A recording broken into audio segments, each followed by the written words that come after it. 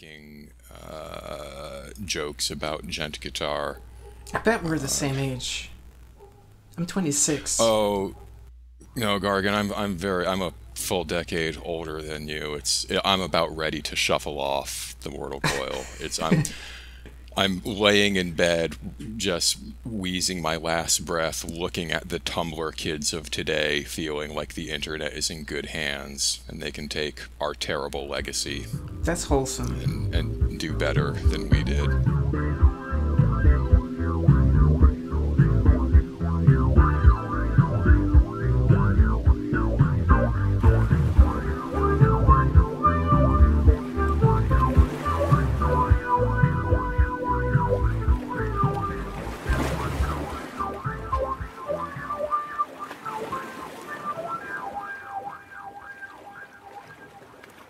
Hello everyone, my name is Jackdaw Ruiz and I'm here to say that I like to podcast behind a layer of defensive irony. Recently, my friend Kate and I were spending time off the coast of Sausalito on my boat, the Podcast Man Catamaran. The name is a joke, you see, because it's not even a catamaran. It's a flybridge cruiser. But like they say, boating humor comes in waves. Anyway, we were discussing plans for upcoming episodes of the show when she said to me, "You should have Eugen on the show." Now, I admittedly did not recognize the name Eugen, so I asked, "Who?" You know, Gargron. What the fuck is a gargon? No, Gargron with two R's. He's like literally the lead development for Mastodon. Mastodon? Like the band? Mastodon, it's the microblogging platform we're all on. What on earth is a podcast? I didn't even say podcast. It was about that time that I realized the eighth of mushrooms I had eaten that morning was hitting a lot faster than I had expected. I subsequently realized that I do not own a boat. I probably cannot locate Sausalito on a map, and I'm definitely not British. But still, Hallucination Kate had given me an idea. After an hour spent Googling Gargon and not finding a goddamn thing, I typed in the name Eugen and discovered that he's the primary developer of Mastodon. Fascinating. So I reached out to Eugen with an invitation to engage in the rare interview that doesn't spend the first several questions explaining the difference between Mastodon and Twitter. The moment he got my message, he immediately waited one full week and then replied back asking who I am. One thing led to another, and we agreed to have a fun and informative chat. Like each of these discussions, I feel like my understanding of the Mastodon platform has become a bit more clarified by the conclusion. I'll catch you on the backside of the interview and we can chat about it there. In the meantime, I still haven't figured out how to edit correctly into the next segment, so we're just going to have to deal with whatever All right. Welcome to Nothing But the Toot, the podcast that lets Gargan say fuck. Gargan, thank you for joining me this morning for me, this afternoon for you. How are you doing? Hi, I'm doing alright, thanks. Thanks for inviting me. So I have the sense that when you give conventional interviews, the first third is always dedicated to explaining the nature of Mastodon. We can dispense with that entirely because the presumption here is that anyone listening is already familiar with Mastodon. And then other than that, I promise you a very conventional interview. Like by the time we're done, you'll be able to think back and say, that was very, very, very conventional. The series that I'm doing is chatting with Mastodon posters because I feel like engaging the users on the platform is a good avenue to understanding what Mastodon is at its heart.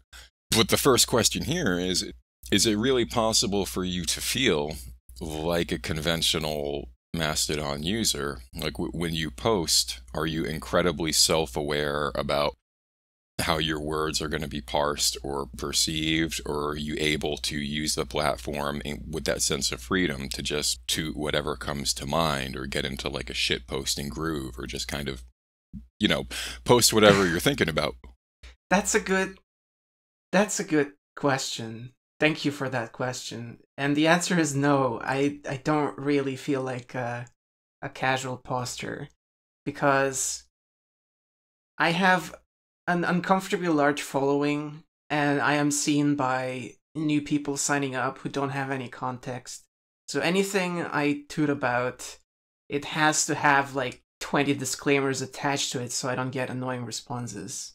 And I still get annoying responses from people who are like, miss what I'm talking about, or misread something and assume something different and stuff like that. So I think over the 2 years that I've been posting, I've just becoming more and more reserved in a way. Do you get halfway to posting something sometimes, you look at what it is, and then you just decide you're better off not? Absolutely. I often just type something and then just erase it. Sometimes I go to friends and private message them saying, oh, here's a good joke, but I can't post it, but you can if you want to. I don't expect full candor or full disclosure on this, but do you maintain an alt account entirely distanced from your identity that allows you to get out there and mix it up on the streets of Mastodon and experience it without the baggage of you being you? No, unfortunately, I do not. I have never been able to maintain any alternative personas. I only have me.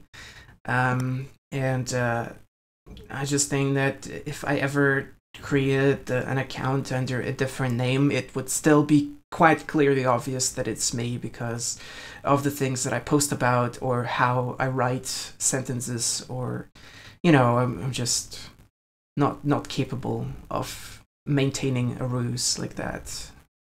Okay, just for the benefit of the listener, I want everyone to know that the entire time you were answering that, you were giving big, exaggerated winks.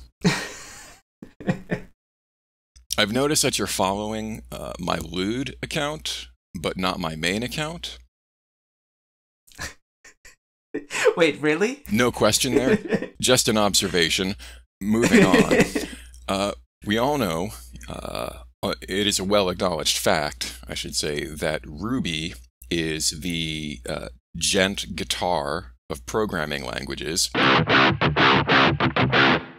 Is it true that when you're coding, you grab the keyboard in both hands and crouch down into a crab stance and then type out strings of code like you're hammering out a scorching hot, a tasty guitar solo? There is some truth to it because I have an extremely loud keyboard, so whenever I'm typing, it does resemble gent in some distant ways. Are you part of like that cult of mechanical keyboard users that just like the clicky clack sound? Yeah. I am universally hated for it in all voice chats that I inhibit. When you do post and get more into the personal rather than the technical, it seems like music comes up with some frequency. What are you listening to these days when you're working? I usually put on either Tesseract or the Deer Hunter. Both bands I found in 2018 and fell in love with them.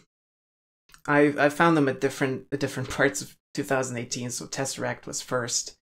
It's prog metal. It's extremely clean, distinct sound that I haven't heard anywhere else. They're really good.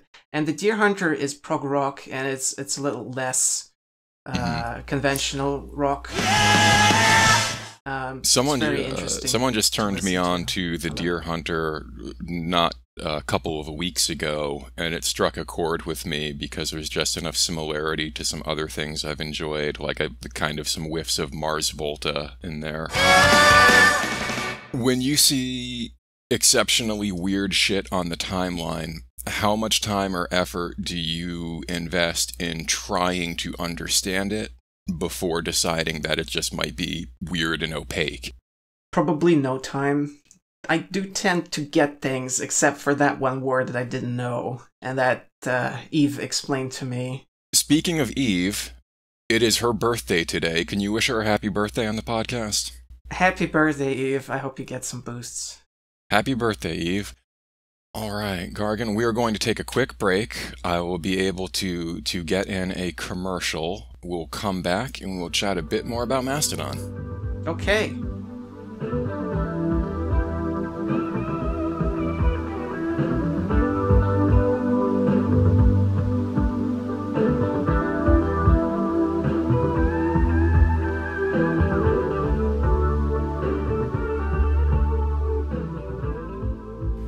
Hello, folks.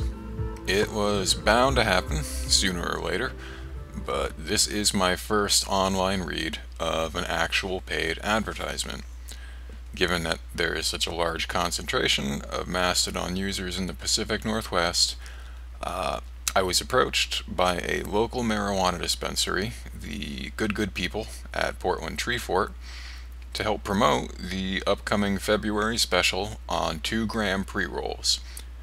So, if you want some pre-rolled big boys for blowing big doinks, stop in during the month of February, and there are guaranteed specials on all the following strains: OG Kush, Sour Puff Girl, Purple Matilda, Colorado Salad Bar, Afghan Crunchberry, Blueberry Blockchain, Chonky Boy Diesel, Orangutan Fistfight, Chonky Boy Diesel, Orangutan Fistfight, Hashtag Maddie, Lemon Family Tragedy, Turban Sage, a literal bottle of Hidden Valley Ranch dressing, the Star Wars prequels, Dude Weed, Lamau. Plus, if you're coming by for Valentine's Day, for whatever reason, you fucking reprobate, make sure to check out the supply of Manibus. That's right, Manibus, finally, cannabis for men. If you're in the Pacific Northwest or visiting, stop by Portland Tree Fort and mention code JACKDAW to receive an important quest item that you need to advance the main storyline.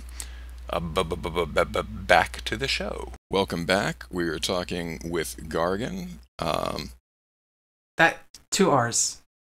2 R's. Gargron. Gargon. No. Gargron. Can I didn't intend to do this, but the moment has presented itself. If I pronounce your name Eugen, am I pronouncing it correctly or incorrectly? You're pronouncing it correctly. Okay. In your language. Oh, okay. There's a subjectivity to it for language. There is, yeah.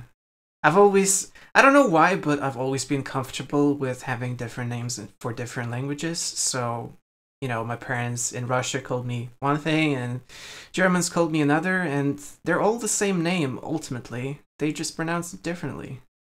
And that's fine. It's a more satisfying answer than I had expected, because I'm not sure if you're aware, but there is always an ambient level of background conversation about what the proper pronunciation is, and that answer is both definitive and also doesn't necessarily clear it up. They're all valid. So you have said there is an overall core idea to Mastodon, and when chatting in interviews, you've likened it to coloring in an image when the contours exist already, or sanding down the rough edges as you find them. So is it fair to say that you have a big picture in mind, even if you're kind of discovering that big picture as you go? I think you picked those quotes from interviews from like a year ago, and they're true, but they're also a little bit outdated, because I think at this point we've arrived at a pretty much finished picture, right? So everything that needed to be colored in has been colored in. Everything that needed to be added has been added. Mostly, Mastodon is the way that it should be, and I'm pretty satisfied with where it's at. The only thing missing is more people. I believe that's the biggest challenge for Mastodon.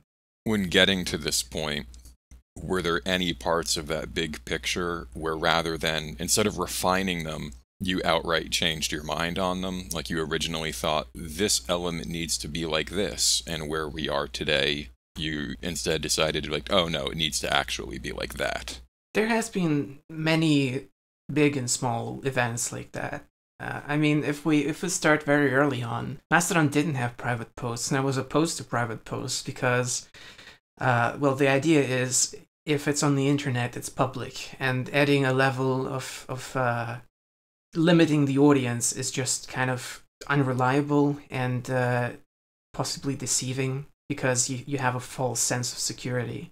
At least that's how I thought about it. But, you know, when you think about it more, email works the same way too. I mean, you send an email privately to a recipient, but they're pretty much free to do whatever with it, forwarding it to 1,000 people or printing it and hanging on the wall somewhere.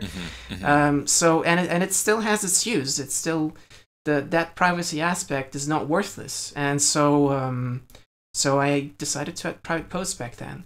And when people convinced me that we should adopt ActivityPub instead of OStatus, I was also at first not sure that it was worth it, because, you know, never heard about ActivityPub. It was a very new thing back then and unproven, and nobody has ever implemented it, and I'd have to be the first. I thought about it and I changed my mind, and we went ahead with it. Peripheral to the topic of privacy and saying that things are getting to a state where the picture is about finished, what is up with the blocking functionality between accounts? Because it still seems like there's some eccentric behavior or loopholes or workarounds. Have all of the things that act peculiar about that been identified? I think blocking in Mastodon has the funniest storyline, because the first iteration of the block function was essentially a mute, and it was a mute for the same reason that I talked before about the false sense of security. You can very reliably close off what you see about anything else from your account, but you can't really, if you're posting publicly, you can't really tell who's going to see it. And on Mastodon, people on different servers are not going to be logged in on yours, so you can't really hide stuff from them and stuff like that. And so initially, the block was called a block, but it was essentially a mute. And then when people arrived in November, I believe, people wanted the block to actually at least try to hide posts from those who are blocked. So I changed that, and I made it work that way, even though I was not entirely sure that was the right thing to do. So we had that, so we fulfilled that wish of the community, and then, well, then people started requesting that there would be a mute feature. And so I went ahead and added the mute feature. So now we had the mute feature, which originally worked the same way as a block feature, and the block feature that worked a little bit differently. There have been some discrepancies between how those two work, but I believe in version 2.5 or 2.6, or maybe even a little bit earlier than that, I went ahead and just erased like all differences between the functions except for who can see the post. So the mute is transparent, so the mute is not, you can't find out that you're muted, but you can find out that you're blocked. And so they're mostly consistent now. Mastodon.social has, I don't know if it's necessarily official or unofficial, that designation as the flagship instance. When giving it that title, is it living up to the goals that you have in mind for it? I mean, is it useful, or is it a hurdle that what is effectively something of a testing ground for features and ideas also happens to be a massive instance with a lot of less initiated users? Well, I called it the flagship because it was the first one and because it's mine. It's supposed to get new features earlier than others just because it's run by the developer. I'm not entirely comfortable with it growing bigger, personally, because at its core what I really want it to be, or wanted it to be, is just like my place to host my account and possibly my friends. But at the same time, I feel a responsibility because .social is the server that new people come across from like media articles, from Google searches and stuff like that. And if I want to take the responsibility to accept those users and educate them and sort of get them into the ecosystem, then probably nobody else will, because there is this, tragedy of the commons, where nobody really feels responsible for stuff like that. I mean, most other servers are just kind of close-knit communities that are not really interested in expanding. They're more interested in just keeping their friend group going. And that's fair enough, but it's not contributing to the growth of Mastodon. In the absence of real statistics on it, because they don't exist, they can't exist, and probably shouldn't exist, I'm going to speak in generalities about the user base, kind of talk anecdotally about the observations that I've had, but I think that they're observations that bear out. Do you have the feeling that the current user base of Mastodon is comprised of people actively seeking an alternative from other social networking platforms? So rather than Mastodon being someone's introduction to social media, the stereotypical user is someone who has been dissatisfied with elements of other platforms, and Mastodon is offering them an experience with less of those elements? I think that's a fair assessment. The other platforms are just so much bigger that anybody who's just starting with social media would come across them much sooner than come across Mastodon. So there is barely any opportunity for Mastodon to be the first experience of somebody. And I would guess that there is a goal to arrive at a point where the population growth isn't so much defined by people leaving other services. Like we informally talk about the Twitter influx of August 2018, or this Tumblr spike recently as people are exiting, but it would be the long-term plan to just have folks organically discovering Mastodon for what it offers, right? I kind of agree and kind of disagree, because I think the reason that platforms like Facebook and also Twitter essentially stopped growing is because there is a saturation of the market. Everybody who wanted to be on a social network already is on one. So there isn't really a large pool of people to get new users from, other than those who are already on other platforms. But I do want people to switch to Mastodon because of Mastodon's advantages and features, rather than as a, protest vote. Although those are not mutually exclusive, I think. So you had mentioned the concern that before posting anything, people could react poorly to it, or it could be misinterpreted, or there could be some kind of negative reaction. And at this point, that's not a hypothetical. That is something that has occurred multiple times. What is your process for, absorbing the criticism, parsing criticism, getting frustrated, calming down?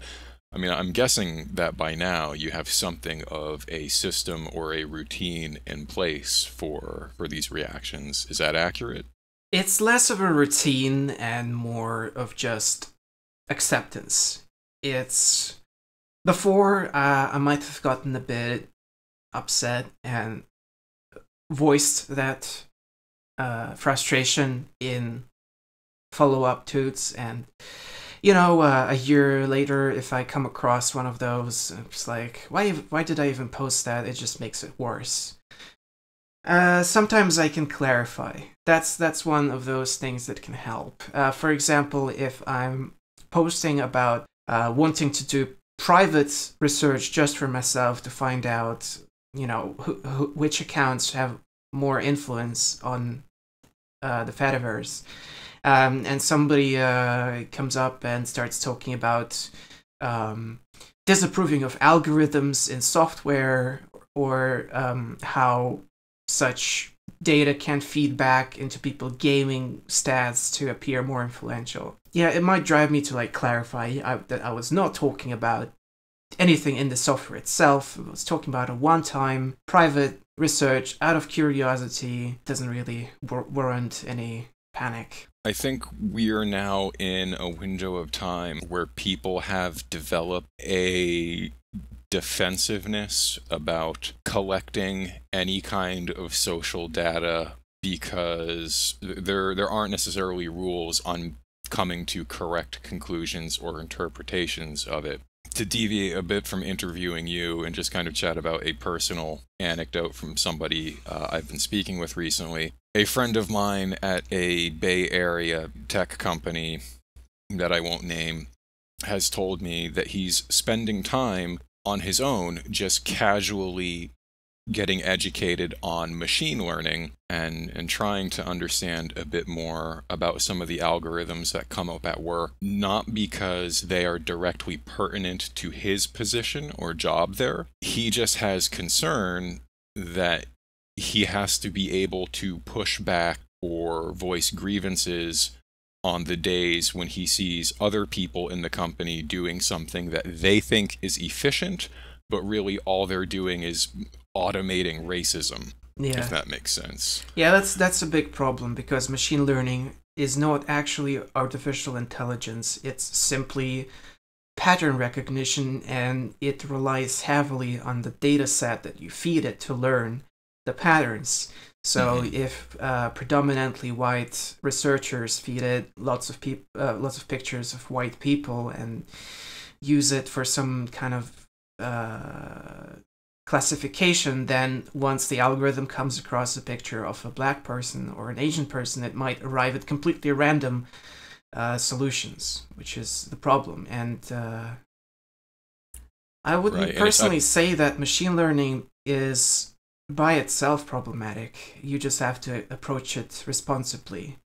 I think people on the Fediverse sometimes have a tendency to jump to extremes about stuff. So if Twitter does one thing, then we have to jump to a completely different extreme. Or like if big company does one thing, then we have to do the polar opposite or whatever. I think that's a natural extension. When we were talking about a user base that is predominantly made of people who have clocked experience somewhere else and been dissatisfied with that experience, by the time they're in the Fediverse, they have at least one chip, or probably several, on their shoulder, you know, about how things can go wrong. Yeah. So in talking about the dissatisfaction that people have with social networking experiences, that for things you or I might notice as problematic or irritating or vexing, people of marginalized communities are going to experience that at a greater magnitude. So when you see users come in, if they are LGBTQ users, if they are people of color, do you account for their experiences or their feedback any differently on the grounds they may be more finely tuned to some of the pitfalls of online interaction, or they may be more perceptive about the things that can go wrong in social networking spaces? On a personal level, yes, I do consider that. The possible problem here, I think, is that the channels through which people usually submit ideas or complaints are rather intransparent about people's identities. All I really see is an avatar and a username, and I don't really dig into details about what their background is. So in most cases, I just look at the suggestions presented without any additional context, unless it is provided in the suggestion itself. No, understood. I don't So know. the answer is a yes, but the channels that exist for feedback or for relaying those experiences on don't necessarily come with the asset of that demographic data to contextualize it. It's just a series of notes, of requests. Yes. Yes, and there are a lot of notes and requests. I mean, damn, I've worked through so many over 2 years, and there's still 1,000 issues open on the bug tracker, and it can be hard to get through. It can be hard to keep in mind. Sometimes I decide, oh yeah, this is a good idea, and then I forget about it, and then I read it again like 4 months later. I'm like, oh shit, I forgot about this. I wanted to do this. When users are on Twitter or Facebook or other social media platforms, there are these commercial forces exerted on them both consistently and secretively. Like the user is presented with sponsored content, absent any full explanation about precisely how or why that particular corporate content is presented, and at the same time their information is aggregated and quietly made available as its own consumer product, again absent any clear explanation. Is the design of Mastodon meant to allow users to avoid those forces, or the way it's designed, is there an imperative to actively shield users from those forces? Like, should it be difficult for capitalist influences to enter or exist on Mastodon at large? I don't think it goes that deep.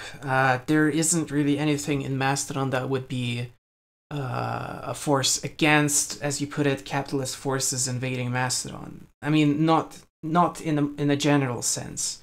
In the more specific senses, there is intentionally no advertising in Mastodon, and it tracks intentionally a little data about its users, only the essentials required for its function. But at the same time, if a commercial company starts a server, or if a commercial company starts an account to post updates about their product, there isn't anything in the software against that, and I don't really see that as some problem that the software should be solving. I think the main selling point of Mastodon is that it doesn't get in the way between what you want to do.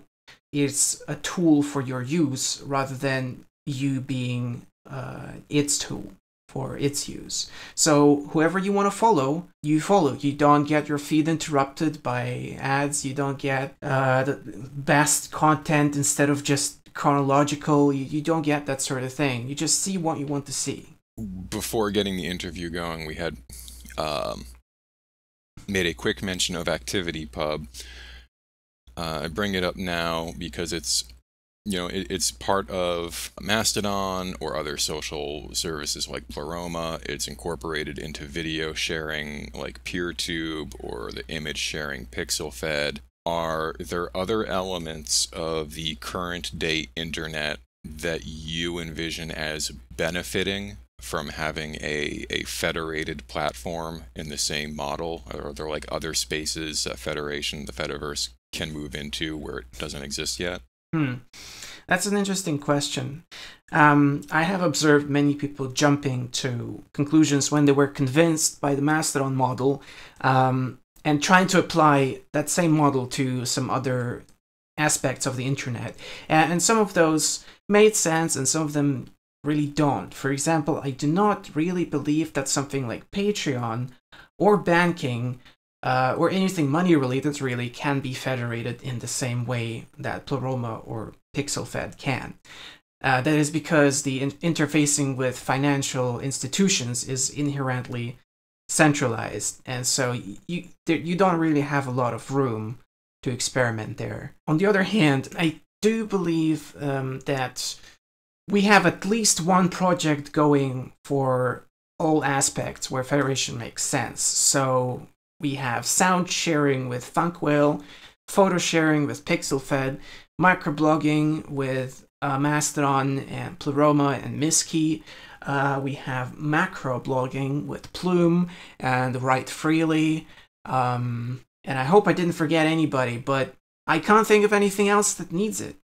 I'll be honest, the takeaway that I'm getting from that, when you were talking about financial sites and services not working in that model and having that wide distribution not being a good idea, I am personally interpreting that as you shitting on cryptocurrency. Although that's not what you said, I'm just going to elect to take it that way and feel I mean, delighted. I have shit on Get cryptocurrency wrecked, publicly crypto coin enough that you nerds. don't have to guess. I mean, internet payments are difficult, and I'm not against the idea of improving them. I just don't think that we need to destroy the environment for it. So we're here. We're in a new year at this point. It is 2019. Looking back at the prior year, which Mastodon memes do you think are poised to win all the awards at the 2019 memes? Wait, are the 2019 awards going to go to 2018 Toots? Yeah, that's the peculiar thing about the numbering is that the award ceremony for any year is always looking back retrospectively at the prior year. Right. I did do that top 30 posts from Mastodon in 2018 a while ago, but I was not prepared for this exam, so I didn't memorize them. Didn't it cut off? Wasn't it something? It was like the top 34 or something, and you gave some public rationale for it, but I understand that the real reason for that cutoff number was to just stop short of any of my good content. I cannot confirm or deny that. Have you noticed that Portland, Oregon, in the States and kind of the Pacific Northwest of the US is the de facto capital of Mastodon? I have not, but I have watched Grimm, so I am very familiar with Portland, okay, Oregon. So you have a sense for the kind of gray, dismal background and the weird supernatural happenings. It certainly explains the furries, yes. When chatting, I can ask questions about the things I'm interested in, or that I would presume other people are interested in. Is there anything that I can tee you up for to chat about the culture? Because this is less formal than a lot of interviews. I mean, we're talking about jokes and memes and all of that.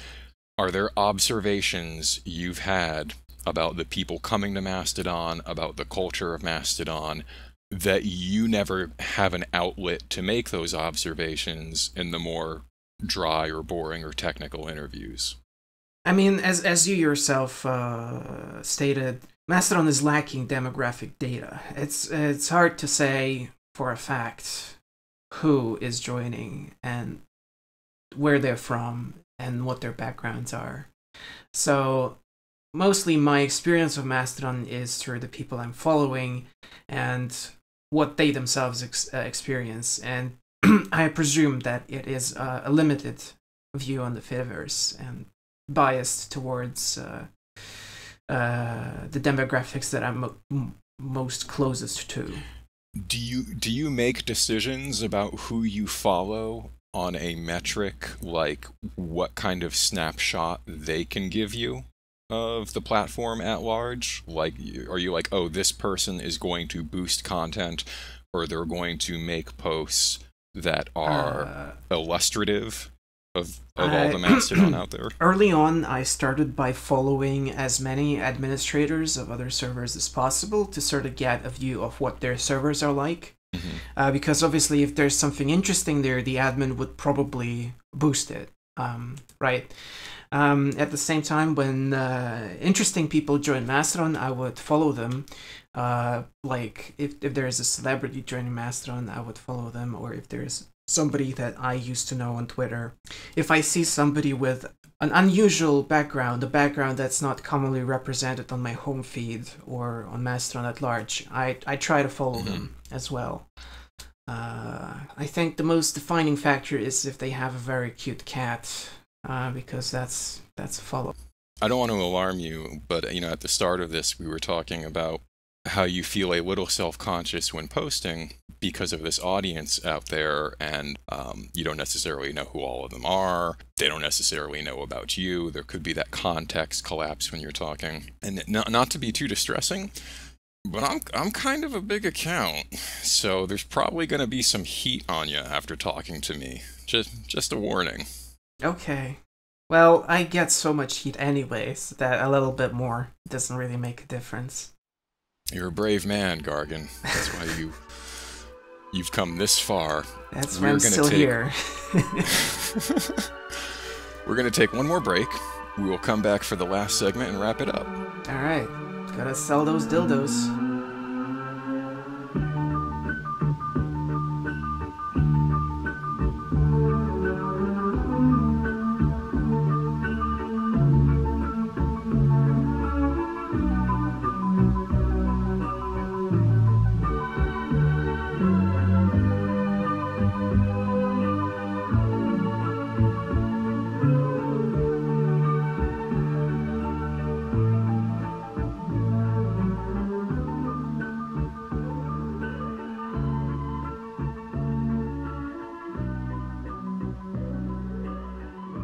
Hey there, beautiful people.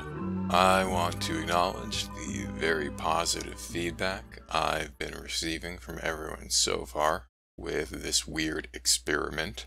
It's been great fun to put this level of effort and care into something entertaining that's also inherently limited in scope and meant to be enjoyed by our comparatively intimate corner of the internet. And it was a lot of fun talking with Eugen. In the space between interview segments, we talked more about music, talked about hamburgers, and really it wasn't too dissimilar from chatting with anyone else on the platform. So on top of that, it's been a strange feeling this week to incorporate in an added layer of not just making something fun, but approaching it in a manner that feels appropriately responsible. On the one hand, Eugen has given no shortage of interviews or statements on technical and development issues regarding Mastodon, so the opportunity to be playful and candid in our discussion gives the chance to see him from a different but equally valid angle and as a more complete person. On the other hand, speaking as a Mastodon user means that I have to ask questions born from my genuine curiosity. I'm not going to suddenly pretend to be a journalist, but I don't have to be a journalist in order to have real questions about how the platform arrived at this point and where it goes from here. They say that the dog that tries to chase two separate rabbits loses both of them. And I ultimately feel that way about this episode. I'm not sure that I gave Eugen the fun and shitposty experience antithetical to the more dry and technical interviews he's had in the past, because I felt a strong obligation to pose some more serious questions. I personally care about affirmative steps taken for the benefit of the interest of users from marginalized backgrounds, and I care a lot about Mastodon's utility as a refuge from what I interpret as a rising tide of amoral corporatism on the internet. But then again, in asking more pointed questions, I'm not certain I've really injected much new information into what already exists on these topics. So we had fun, but nothing revelatory was uncovered. So listening to this interview may ultimately serve to galvanize any pre-existing opinion you already have about the boy maestro of Mastodon. But my goal in this series is to better understand the platform through talking to its users. So I'll tell you how this past week has fleshed out my understanding of Mastodon and my impressions of Eugen. The development of Mastodon has involved the labor and creativity of many people funneled down into the vision and the objectives of one person. This has understandably led to a number of disagreements and conflicts. And the issues arriving at that one man all come part and parcel with some serious interpersonal implications. Because Mastodon isn't some fucking spreadsheet software. It's a social nexus where real people interact with real people.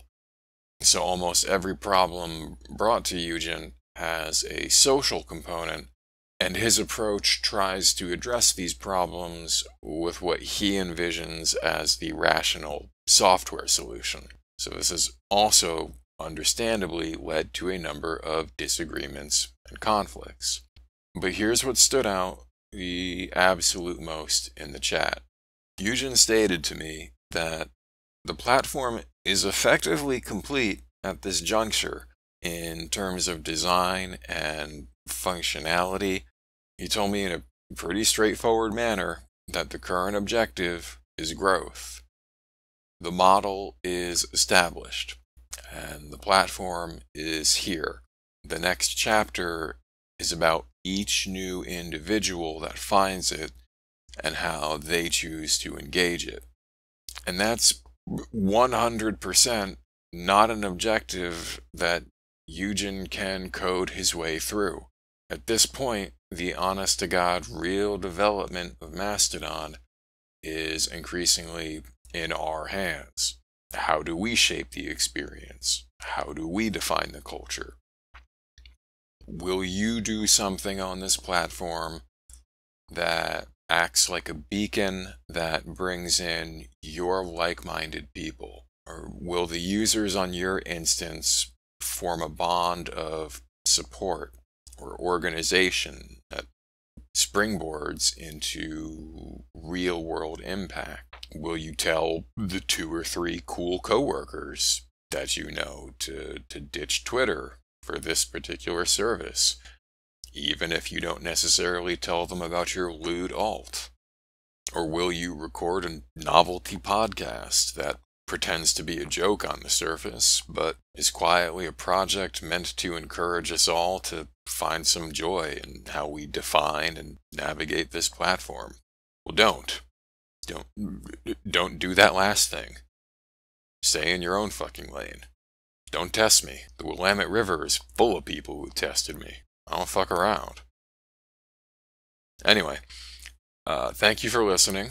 We're going to head into the conclusion of the show, which is pretty ridiculous, as always.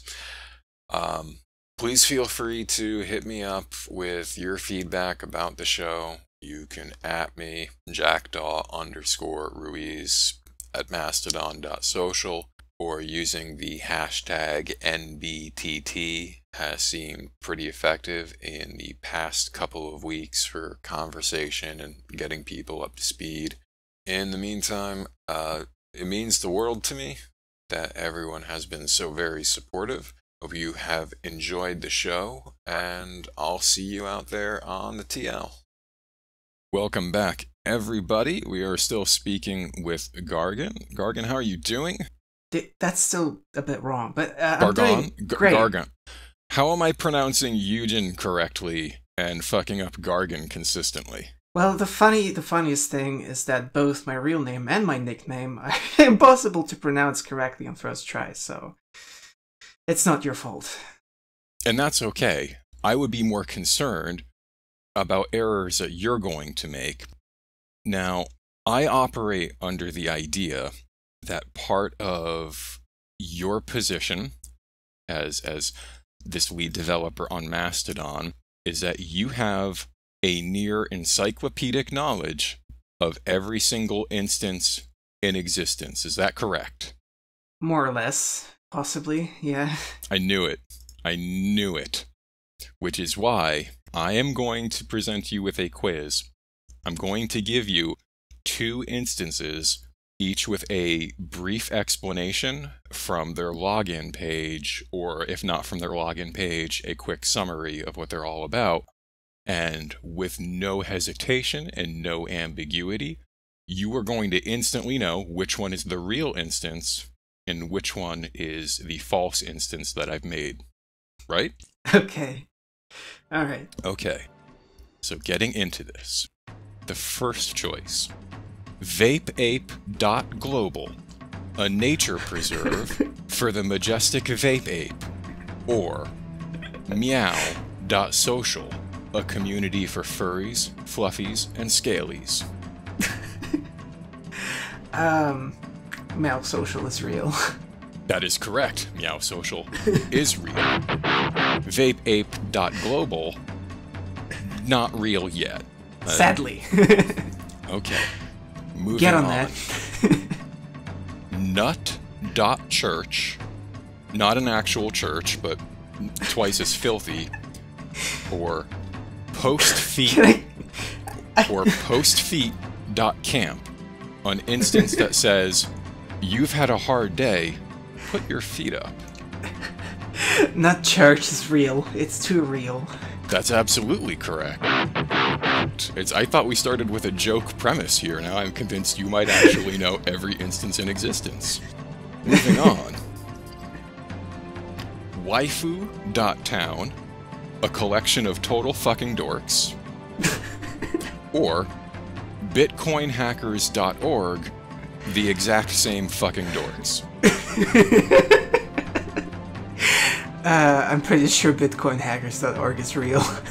Gargan, you're 3 for 3. I think you're gonna kill this. Gonna take this shit down. Alright, next one. Social.illegalpornography.com, an instance that totally doesn't have anything illegal on it. Or Mastodon.silkroad.cloud, an instance that totally doesn't have anything illegal on it. The illegal pornography one is real. Oh my god, you're doing it. You're actually doing it. Alright, so we're gonna see if you can go 5 for 5 here. Last one. I'm top fragging it. You're getting MVP this round for sure. Alright. Cornerprofits.org, a network with the stated intention of promoting peace. Or KinkyElephant.com, a community for fetish models and photographers. Kinky Elephant is real. Gargan, that's 5 for 5. You actually do have a superhuman knowledge of every instance in existence. I do. How do I get rid of this knowledge? I can't sleep at night. I'm more concerned with the burden of how do you use it for good. Well, thank you for making time to chat with me today. Before we wrap up, are there any shout-outs that you want to give? Is there anything that you want to say from the platform of Nothing But the Toot?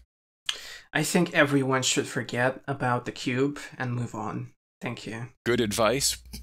We will see if the cube somehow defies that and sweeps the 2019 memes. And everyone out there, have a good night. Good night.